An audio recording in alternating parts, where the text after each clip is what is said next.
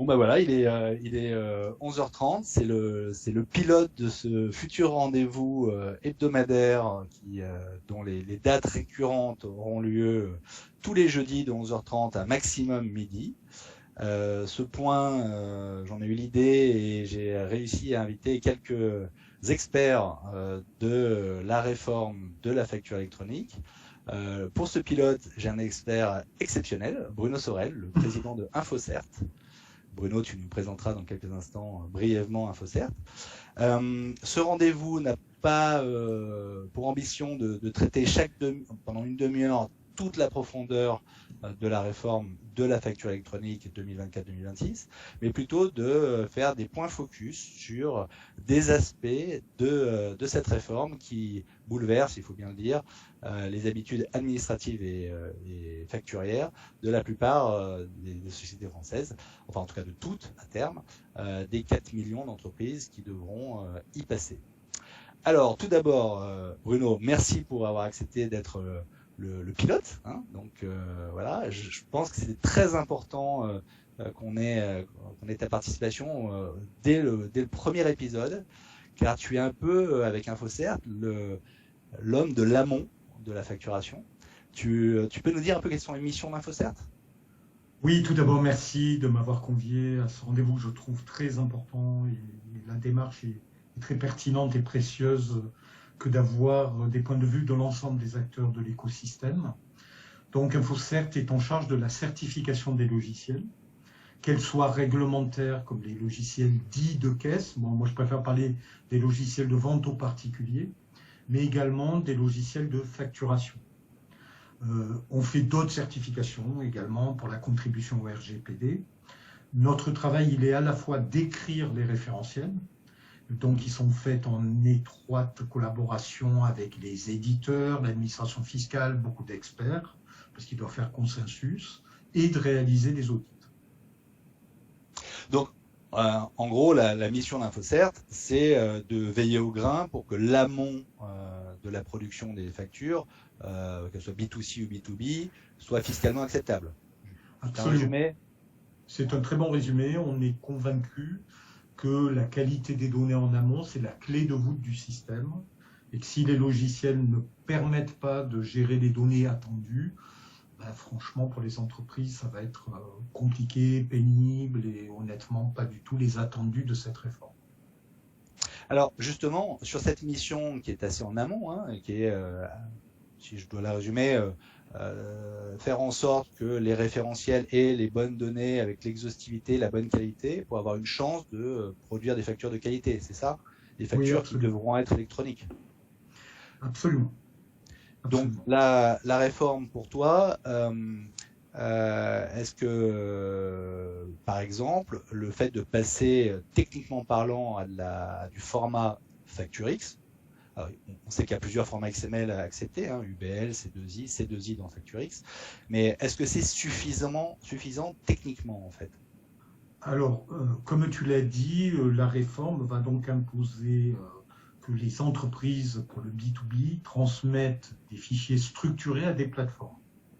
3 formats vont être acceptés, exactement comme tu l'as dit. FactureX est un des 3 formats. Il a un avantage significatif, c'est qu'il associe la lisibilité du PDF à des données structurées qui y sont intégrées. Mais le fait de faire un FactureX ne garantit en rien l'exhaustivité, la conformité des données qui le composent. Il est pratique, mais il n'est pas suffisant. On peut faire un FactureX qui sera rejeté.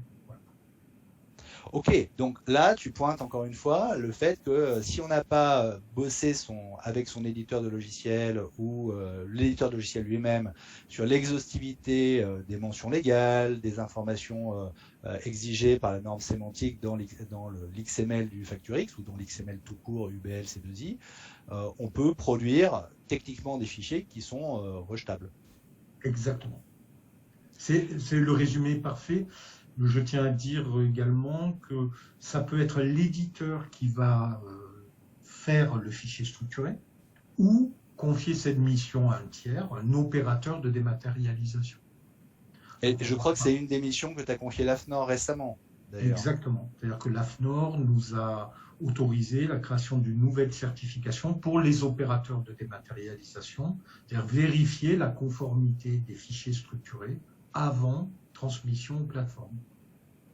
Alors là, on embraye direct dans la facture électronique, dans la réforme et tout ça, mais avant ça, j'aimerais quand même que tu redises un peu à nos auditeurs, à l'heure actuelle, enfin, le fait que les solutions de facturation doivent produire des fichiers de facture fiscalement acceptables, c'est pas tout à fait nouveau, même avant la réforme de la facture électronique. On en est où de ça? C'est quoi le paysage d'éditeurs certifiés conformes capables d'éditer des factures fiscalement acceptables? Alors, concernant les factures, c'est la certification NF 203. On certifie une bonne centaine de logiciels dans les plus gros ERP du marché, SAP, Infor, Oracle, Microsoft, etc. Et déjà, cette certification, elle garantit quoi? Elle garantit que le logiciel gère l'ensemble des mentions obligatoires des factures qui, en France, sont extrêmement réglementées. Et que par ailleurs, le logiciel respecte le chemin de révision comptable et l'inaltérabilité des données, la bonne constitution d'une archive, et pour ceux qui ont un module comptable, la conformité du fichier des écritures comptables. D'accord. Et donc, on parle de combien d'éditeurs, que ce soit en B2B ou en B2C à peu près 500 logiciels, bon, 350 éditeurs, c'est difficile à dire, mais c'est 500 logiciels à peu près qui sont certifiés à ce jour. On estime à 1 million et demi, c'est difficile à vraiment estimer le nombre d'entreprises qui aujourd'hui utilisent des logiciels certifiés. D'accord, donc avant même la réforme, on est d'accord que sur les 4 millions d'entreprises qui doivent faire de la facture conforme, on est sûr que d'1 million, 1,5 million qu'ils le font avec des éditeurs certifiés. Ça ne veut pas dire que les autres sont non conformes, mais ça veut juste dire qu'ils ne sont pas certifiés. Oui, tout à fait. Alors, il y a une petite particularité, c'est que certains n'ont fait certifier que leur système dit de caisse, donc le B2C. Ça ne veut pas dire qu'à aujourd'hui, ils seraient conformes pour l'intégralité du B2B. Mais ils sont quand même beaucoup plus proches que d'autres, parce que la certification, elle est très structurante et elle est faite par une équipe d'éditeurs pour des éditeurs. Moi-même, j'ai été éditeur pendant 20 ans avant de prendre la direction d'Infoset. Alors justement, c'est facile de faire comprendre à des éditeurs parfois américains, parfois colossaux, tu en as cité quelques-uns, hein, oui. Oracle, SAP, qui vont devoir faire des changements pour le marché français? Alors honnêtement, oui, parce que la réforme de la facture électronique, elle existe dans d'autres pays. Donc ces éditeurs mondiaux qui sont présents dans 100, 150 pays ont déjà été confrontés à cette obligation, sans les spécificités franco-françaises, hein, toutefois. Et donc c'est quand même des vocables qu'ils connaissent, oui. Honnêtement, oui. La difficulté pour les éditeurs étrangers, elle est peut-être un petit peu différente, c'est comprendre la subtilité et la complexité fiscale française. Ok, bon, ça, on restera pour le coup parmi le top 3 des plus complexes, mais oui. Moi j'ai déjà vu des clients faire des projets facture, e-facture pour le Brésil, c'est aussi d'une complexité record. Voilà. Alors d'ailleurs, justement, en parlant que font nos collègues étrangers, on va pas faire le tour du monde, mais si on prend les pays d'Europe, ça bouge encore ça bouge un peu actuellement, ça bouge même beaucoup dans certains pays. Tu me citais le cas du Portugal, qui a lui aussi lancé sa réforme de la facture électronique et qui a pris des décisions assez fermes, hein, assez dirigistes. Tu peux nous en dire plus? Tout à fait, tout à fait.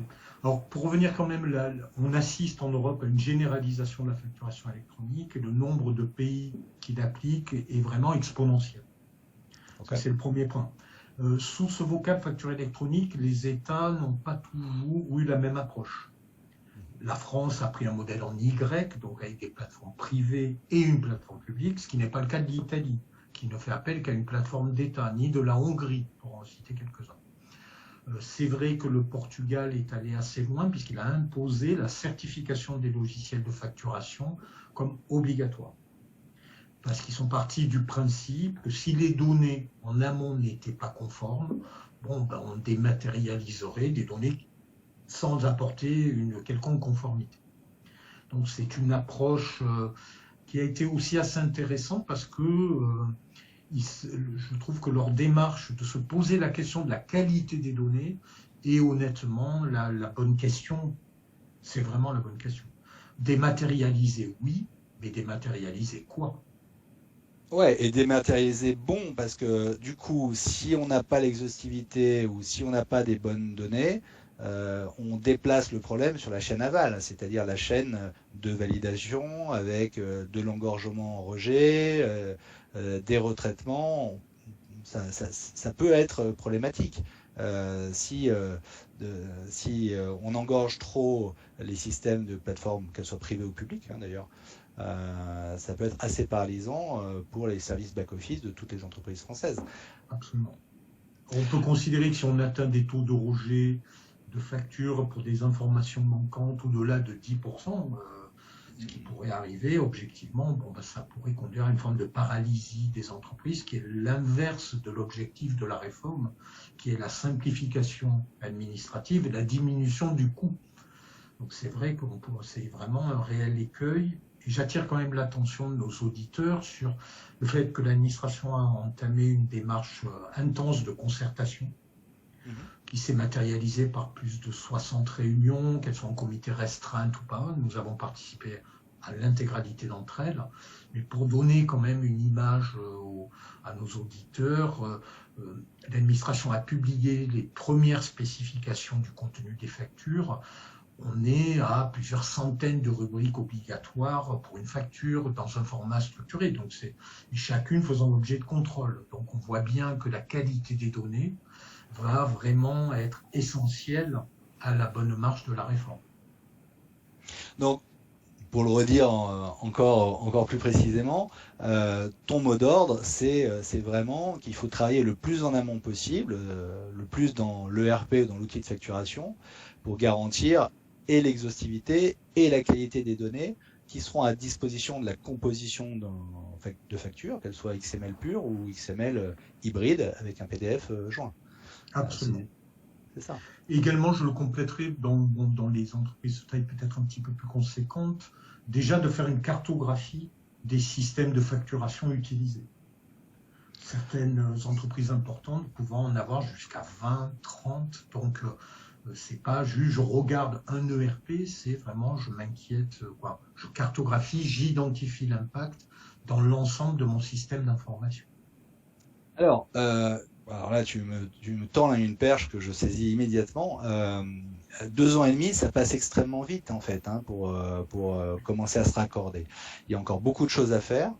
Le mot d'ordre que je martèle à tous les prospects et clients que je vois, c'est même si tout n'est pas complètement sec, sûr, bien défini et tout ça, il y a des choses qui sont déjà sûres et définies, et voilà, et il faut lancer votre groupe projet. Il faut recenser vos assets, il faut recenser vos ERP, il faut recenser vos plateformes éditiques, il faut recenser le travail qu'il vous reste à faire pour produire le format que vous choisirez de produire parmi les 3 formats choisis. Et puis après, vous attendrez l'arrivée des PDP, des PPF et tout ça pour faire les raccordements finaux.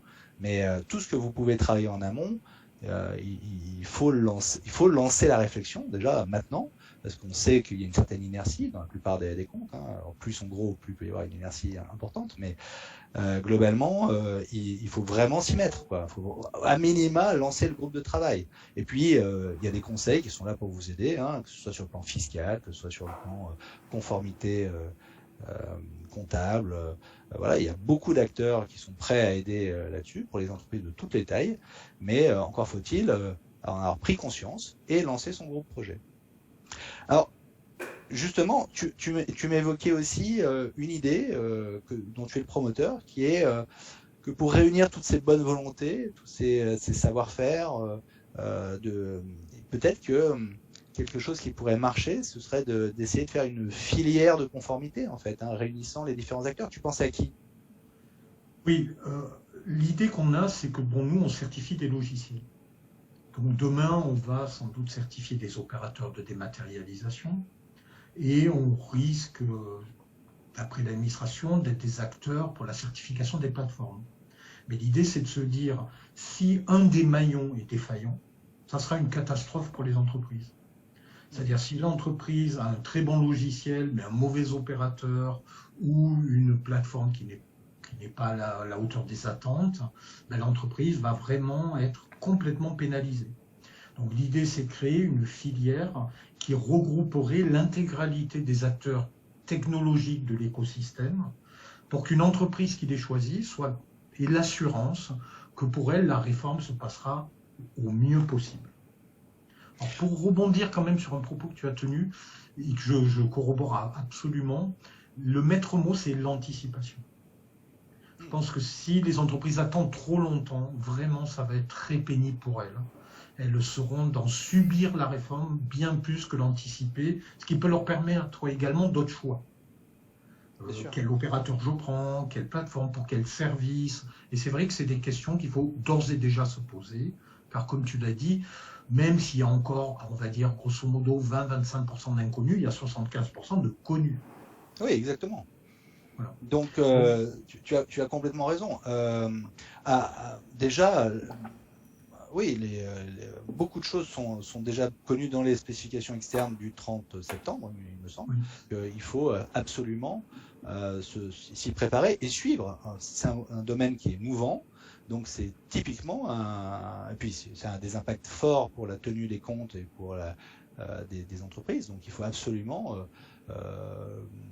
en avoir conscience et lancer quelque chose.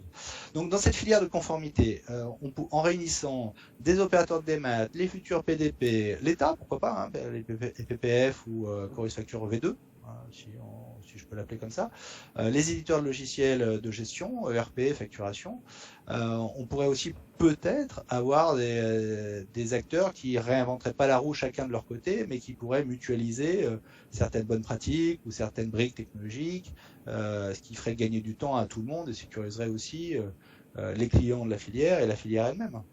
Absolument, c'est exactement ça l'idée, c'est faire une synergie d'intelligence au service des entreprises utilisatrices qui, rappelons-le, vont toutes être impactées par la réforme, et ça sécuriserait vraiment l'ensemble d'un dispositif en minimisant le risque et le coût. C'est ça vraiment notre idée. Écoute, ça me paraît donc appel est lancé hein, à toute la profession. Donc on les croise tous les deux assez régulièrement au FNFE ou aux réunions de l'AIFE. Donc l'appel est lancé. Je pense que l'enjeu est de taille hein, pour réussir une réforme aussi ambitieuse hein, qui est inspirée par l'État mais qui impacte toutes les entreprises privées de France, hein, peu importe leur taille. Il faut trouver de multiples réponses et si possible concordantes. Donc du coup, appel à tous nos amis de la filière pour créer cette filière. Je pense que c'est une très bonne idée. Il n'y a pas de gloire ou de non-gloire à y être dedans ou à ne pas y être. Mais je pense que si on veut maximiser nos chances de répondre présent pour les entreprises françaises, c'est une belle opération à mener. Et puis voilà. Et les acteurs ont des tailles différentes. Certains peuvent être en dehors, d'autres peuvent totalement bénéficier, d'autres petits peuvent apporter des choses, d'autres gros peuvent apporter d'autres choses. Donc voilà. Écoute, Bruno, est-ce que tu veux conclure et rajouter une chose qu'on aurait dû dire absolument aujourd'hui, un secret sauce Oui, sachez que chez InfoCert, on fait des formations pour les éditeurs et des diagnostics pour que déjà ils mesurent l'impact de la réforme dans leur logiciel. Parce qu'encore une fois, le maître mot pour eux, c'est vraiment l'anticipation et diminuer le coût de développement. C'est vraiment ça la clé, parce que interagir au dernier moment entre le faire, le recéter, l'intégrer, l'installer, former les clients, c'est sûr que si on s'y met au mois de mars 2024, vraiment pour les entreprises, ça va être très très très très difficile. Voilà. Je tenais à le rajouter comme propos final. Et de s'assurer à nos auditeurs qu'ils ont des logiciels certifiés quand même aussi. Parce que c'est quand même la garantie qu'un tiers objectif voit la capacité du logiciel à remplir les prérequis des données attendues. Parce que sans ça, pour les entreprises, vraiment, ça va être très très très compliqué. Je conclurai, imaginez la vie d'une entreprise qui déjà se bat pour obtenir des marchés, qui va enregistrer sa facture dans le logiciel de facturation et qui va être rejeté parce que le logiciel ne serait pas en capacité de gérer une rubrique obligatoire et qui, de ce fait, ne sera pas payé. Oui, on imagine très bien la catastrophe que ça pourrait faire. Ouais, bien sûr, tout l'écosystème va faire en sorte que ça ne se produise pas, mais il faut muscler son jeu, quoi. Il faut anticiper, il faut voir les choses avant, il faut tester. Ça, en informatique, ça se passe rarement aussi vite que l'on le souhaite. C'est rarement parfait à la première, au premier test. Donc 2 ans et demi, ça peut paraître lointain. Moi, je pense que c'est vraiment très court en fait, hein, et qu'il faut absolument en prendre conscience. Écoute Bruno, je te remercie encore d'avoir été le cobaye, le pilote, le numéro 0 de ce rendez-vous. Donc ça démarre de manière récurrente à partir de janvier avec des super invités de tous les domaines. On va être très éclectique. L'idée, c'est vraiment de vous renseigner, de vous aider à être sur la bonne voie et à militer pour que cette réforme se passe le mieux possible. Et il n'y a pas de raison que ça se passe mal, à condition qu'on soit tous concentrés quand même. Ok ? À bientôt. Merci, bonne fête à tous et prenez soin de vous. Au revoir.